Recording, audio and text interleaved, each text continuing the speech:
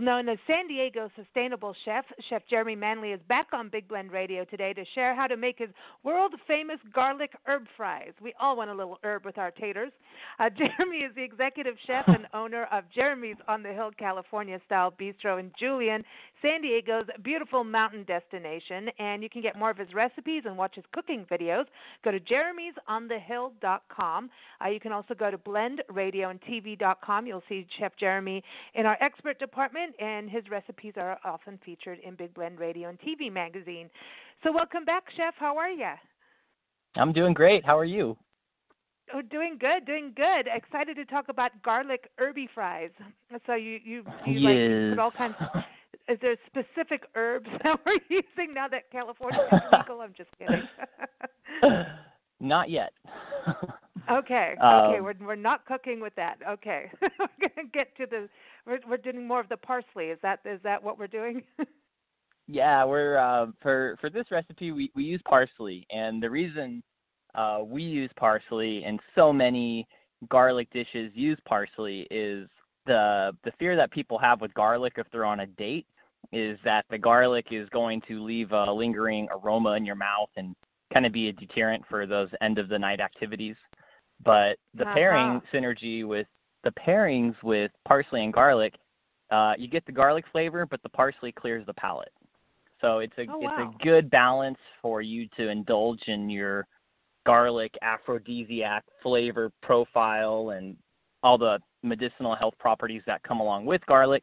And then you polish it off with a little bit of parsley, and what that does is it alleviates that flavor of garlic in your mouth. I never thought of that. I mean, because they put orange slices and parsley on plates, when you go out. So sometimes maybe that's part of it is to cleanse your palate.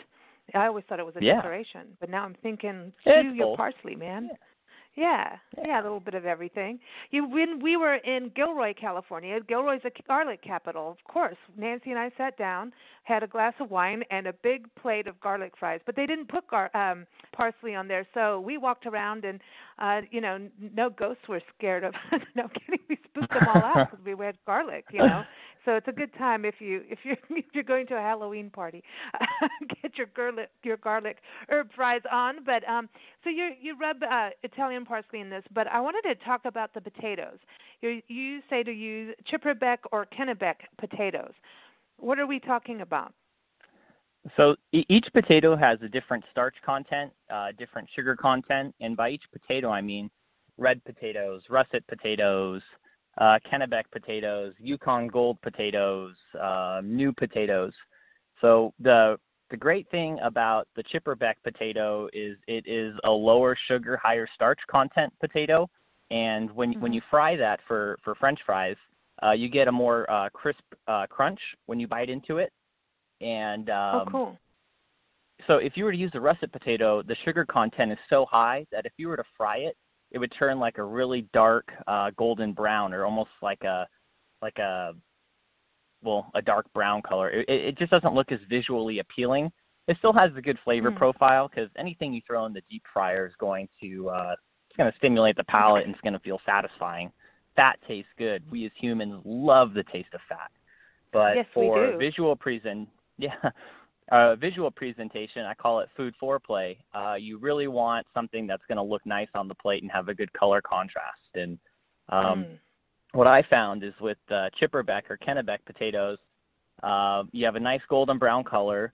Throw a little bit of garlic confit on there, which adds a little white to the dish, and then you hit it with parsley and toss it, a little bit of seasoned salt. You have this really simplistic 4 or 5 color blend on just one simple French fry. Wow. So, I mean, I never even thought we would even have a conversation on a radio show about, making French fries, but apparently there's all these tricks to it. And it is about, making something delicious and cool. And a lot of people will go and just like get frozen fries and throw them and heat them up or put them in the oven or something. But I always wonder, why are we buying frozen fries when we can just kind of chop up potatoes ourselves? I always wonder about that. And go ahead. I think it's a convenience factor. I think nowadays more than ever, we as humans are running around and have so much more to do, and we fill our days with as much activities as possible that there's a part of all of us where if we could take a shortcut, unfortunately, a majority of the time it resides with food. And grocery stores have capitalized on that. Markets, packing manufacturers have capitalized on that. At one point, TV dinners were the easy thing to do. Now you walk into a grocery store, your local market, or even farmers markets now, and they're offering like packs of mixed vegetables that are already cut. So all you have to do is unwrap them and put them in a saute pan. So there's what's great about the farm-to-table movement and the connective movement of humans wanting to become more one with the land and take care and preserve and be more conscientious of our footprint, our environmental footprint. Consumers are seeing that, and they're coming up with more shortcuts that are more healthy for us.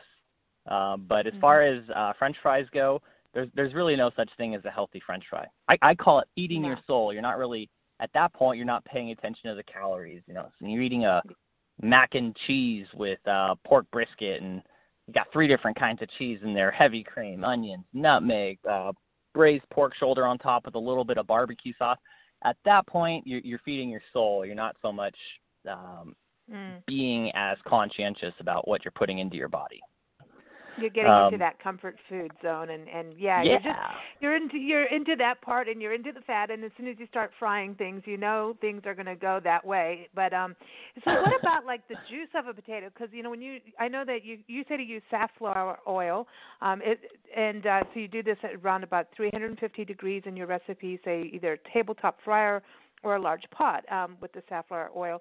But what I was wondering is, when you start playing around with, hot oil, you know that's when I need help, and smoke detectors need to be there. We need to have the fire extinguisher on standby. But hot oil, and then what about like with potatoes that sometimes have that juice on them, and then when you cook hash browns and all of a sudden there's all that juice, and then it just gets all soggy and weird. And what happens about the potato juice, or do you not get as much juice from the chipperbeck potatoes? You don't get as much juice from that particular variety of potato, but a lot of times when you're making hash browns and when you're grating it and shaving it, once you've cut through the skin of the potato, you now have the flesh or the meat that's inside of the potato. And everything needs water to live. So what you're doing now is if you don't if you're shaving a russet potato for your homemade hash browns, I would recommend putting it on a paper towel or putting it in a colander so that the juice of the potato could strain out. And another trick you can do is sprinkle a little salt before you put it in the colander, and that'll help extract the moisture from the potato. So when you fry it in your pan for breakfast potatoes, you won't get that. You'll get a golden brown sear on it instead of creating a mush where all of a sudden now the russet's being heated by the flame inside of the pan and the juices start to expel. And then if your flame's not hot enough or your homemade stovetop doesn't get hot enough, meaning 400 degrees, to get a sear on those potatoes, you're just going to have pushed around potatoes.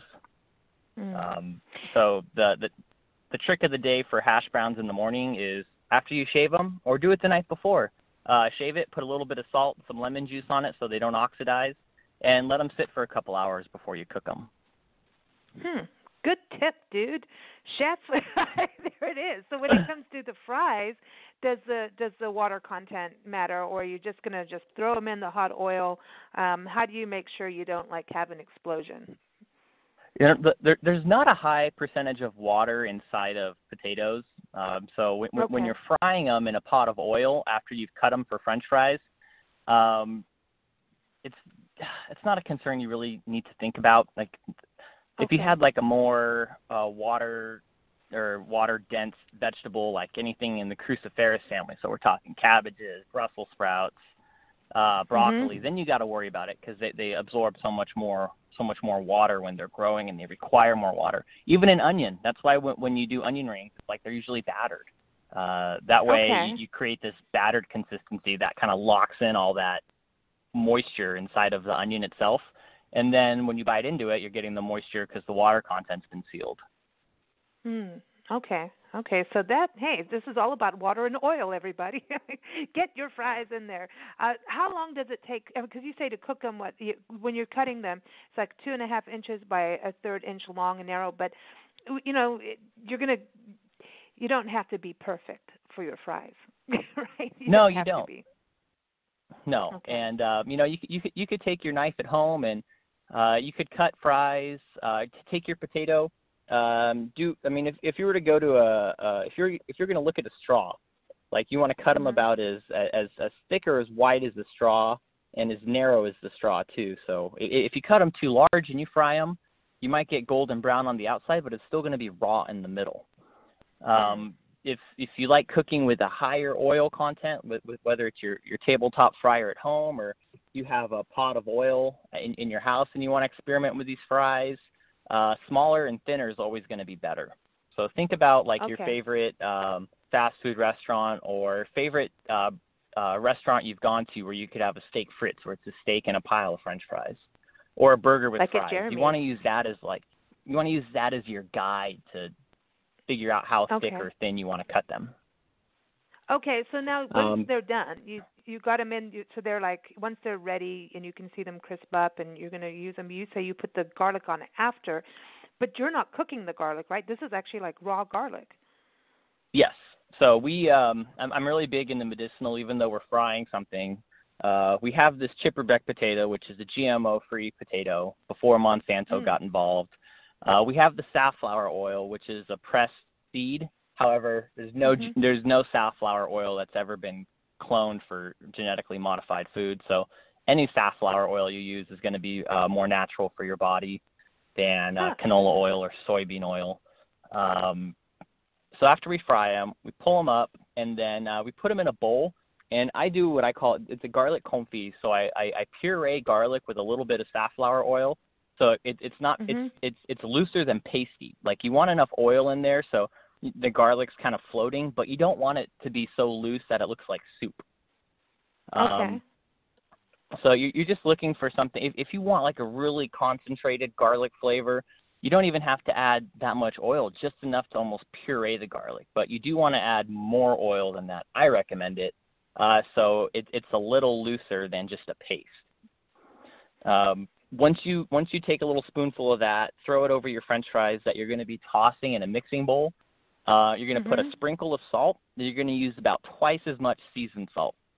Seasoned salt is a blend of 5 or 6 different ingredients, including paprika, that adds a really nice, full-textured mouthfeel into your French fries. So instead of just getting the fries that are deep-fried and throwing salt on them and they're going to taste good, we've now added garlic, a little bit of salt and seasoned salt to really kind of give it a more richer mouthful. And salt opens up your taste buds, so the fat from the French fry can actually get in your tongue more, and you'll have a more enhanced experience while eating the fry. From there, we're going to hit it with a little bit of parsley. And again, parsley takes away from that overly pungent garlic taste that will linger in your mouth an hour or two after your meal. And parsley is it's very good for you. It has an alkaline pH to it, and garlic is acidic, or not garlic, but the fry oil is acidic. Potatoes are a little acidic, but then you have the garlic and the parsley. So if you're going to hit your French fries with anything, it may as well be something that's going to have some nutritional value to them.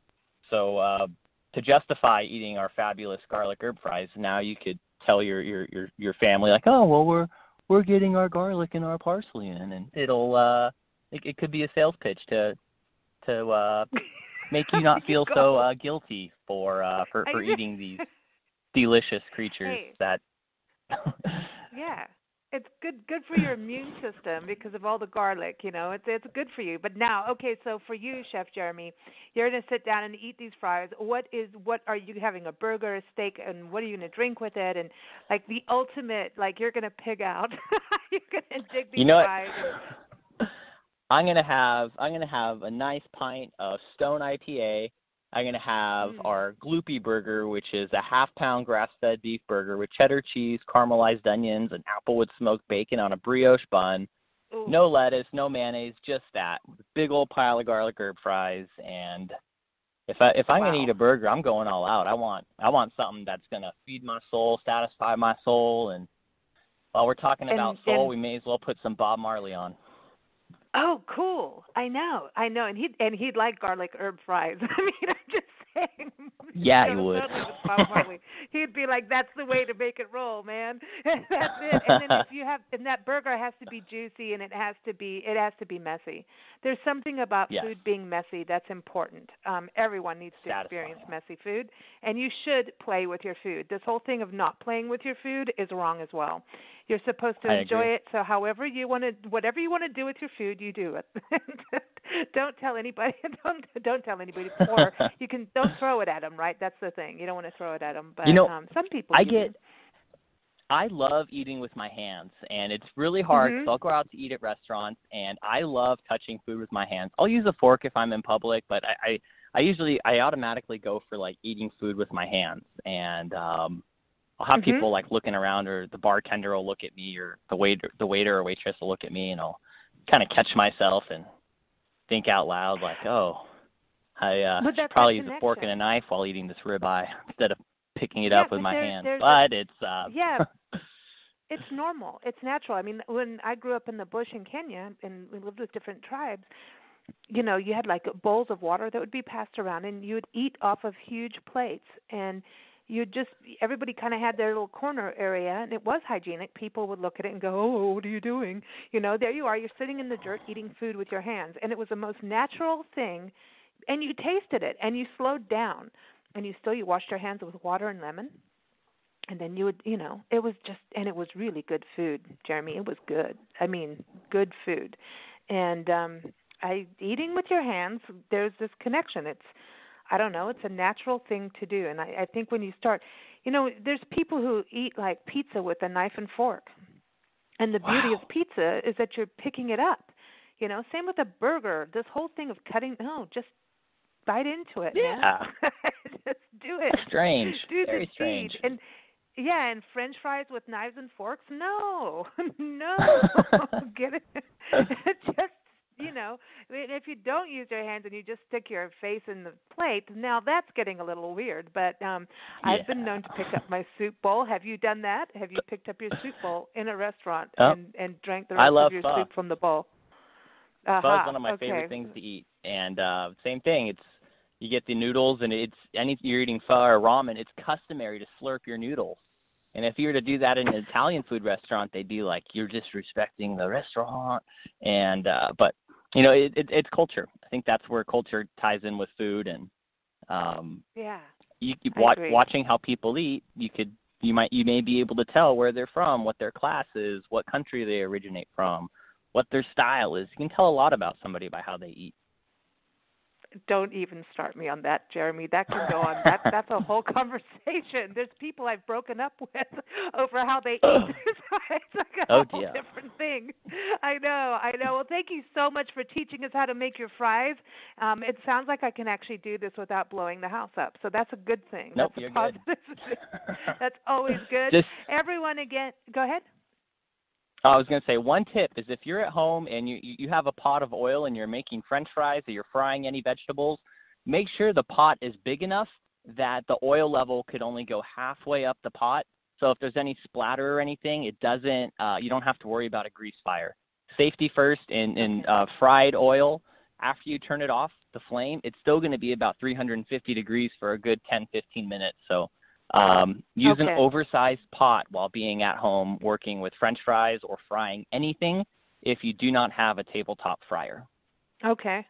And what do you do with the oil afterwards? I mean, can you reuse that? I remember when we lived in England, there was always the chippy pot where people would use it, bacon grease, and everything would go in this pot on the stove, and they would reuse it. And so I wonder about that. Like, is that are we recycling? Is it not a good thing to do? If most restaurants, including ours, we have a big grease trap outside of our restaurant that we dump our oil in, and we have a gentleman who comes and filters it out for his diesel Mercedes. But if you're at home and you have oil after you've used it a couple of times, or you do not want to use it again, it needs to be transferred into another container once it's cold. It could be like a like a 1-gallon water bottle of some sort. But you don't want to dump that oil down the sink. You don't want to dump it in the trash can. You don't want to throw it in the trash bin out front. It needs to go inside of an enclosable container, whether it's a large container you hold coffee in, again, a 1-gallon water bottle. But it needs to be stored and transferred into a vehicle that will not leak everywhere, because you don't want that to get back into the water drainage system and swim its way back to the ocean. Oh, good point. Good point.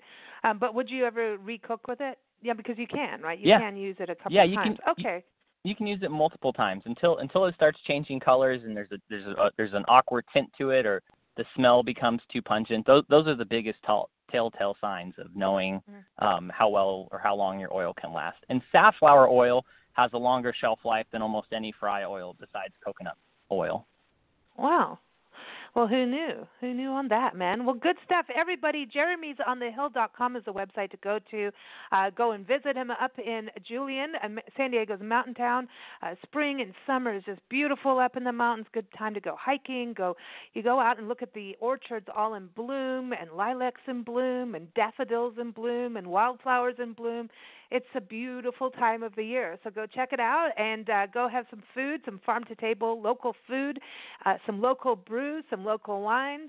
I mean, it sounds really good to me, Jeremy. Let's go right now. I'm like thirsty. I'm on the hungry side. I know. I'm like, yeah, really good brew, and you got Nickel Brew. And everybody, too, one of the things you can taste is the fried chicken on Fridays, and that's got fries, too. So that's a favorite of locals and visitors up there, is to go in for fried chicken on Fridays. But also, Jeremy's recipes are on jeremy'sonthehill.com and also on blendradioandtv.com, and this one is featured in the March-April issue of Big Blend Radio and TV magazine. Thanks so much, Jeremy. You take care. Hi, thank you. You too, Lisa. Take care. Bye-bye.